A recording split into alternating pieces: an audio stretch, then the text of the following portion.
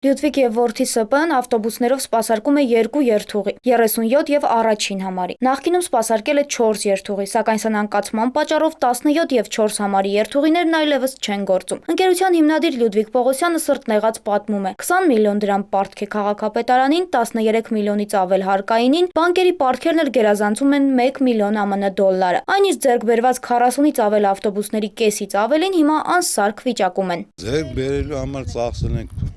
այգերները 1 միլիոն ամերիկյան դոլար, վարկ ենք վերցրել, 35%-ը մենք ենք ունեցել, մնացածը լիզինգային Ամերիկա բանկից 540,000 ամերիկյան դոլար տվել ենք նեման 12 հատ նեմաններին, 12 հատ նեմաններին ենք տվել գնել եւ 500,000-ի չափել էս Բոգդաններին։ Վաղուց դիմել է դատարան, բանկը հարկադիրի հետ արդեն խնդիրներ ունենք, հարկայինի հետ ասեցի խնդիրներ ունենք, բոլոր տեղերը խանութների հետ խնդիր ունենք, պայստային մասեր են գնում, ասենք փողերը չեն կարողանում տալ։ Ամենտեղ քաղաքապետարանի հետ խնդիր ունենք։ Բոլոր տեղերը։ Փոխադրողների միության նախագահ Հրանտ Եղիազարյանը ներկայացնում է մտահոգիչ վիճակագրություն։ Մասնավոր սեկտորից արդեն 5-ը կամավոր հրաժարվել են, չկան, ոչնչացել են։ Դրանց մեջ կան 2-ը, որ նաև դատվել են։ Մեր քաղաքում այսօր արդեն 35-ից 40,000 մարդ երկու նստեցումով է հասնում իր աշխատանքի վայրը կամ ուսանող ինստիտուտ եւ ամեն օր վճարում է արդեն 400 դրամ։ Այսինքն A կետից B կետը հասնելու համար գնում է C, հետո գնում է B եւ վճարում է 200 դրամ արդեն մեր ուզած 150-ի փոխարեն։ Սա սկիզբն է, գնալով ավելի վատանալու է, որտեվ ընկերությունները ի վիճակի չլինելով նոր շարժակազմեր ձեռք բերել, ի վիճակի չլինելով նորոգումներ կատարել, ստիպված են լինում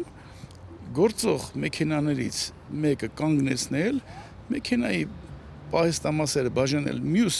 շարժակազմերի վրա եւ շարունակել աշխատել։ Սնանկացած ընկերության հիմնադիրը մանրամասնում է, եթե երթուղին չթանկանա, մայրաքաղաքում միայն սպասարկող կլինի պետական պարկը, սակայն վերջինս էլ այդքան ռեսուրս չունի։ Ասում է, միակ ելքը թանկացումը չէր լինի, եթե ոլորտում քաղաքականության զգալի փոփոխություններ լինեին։ Չտարիա մեզ ասում է այսօր վաղը կամ վաղը չեմ մյուս օրը ու տենց լավ կլինի։ Համբերեք, պայթեք, վերացեք, լավ կլինի, հենց վերանանք պրծնենք, նոր լավ կլինի։ Ինչ ենք արել։ Աշխատատեղ ենք, չէ՞, գումար ենք ներդրել, աշխատատեղ ենք ստեղծել, հարկեր ենք ունեցել։ Հրետապ միջոցառումների շարքում պետք է լինի, ուրեմն առաջինը փոխհատուցումը։ Իշխանությունները պետք է ընդունեն, որ ամբողջ աշխարհում այդ անշահութաբեր բիզնեսը դոտացիա են ստանում, իրենք էլ պետք է լրավճար տան։ Մեզ հասանելիք ավելին չենք ուզում։ Մեզ հասանելիք վառելիքը, դա կլինի գազը, դա կլինի դիզվառելիքը, մեզ տան ինքնարժեքով, որ ապան չդարձնեն 160,000, թողնեն նույն 58,000-ը,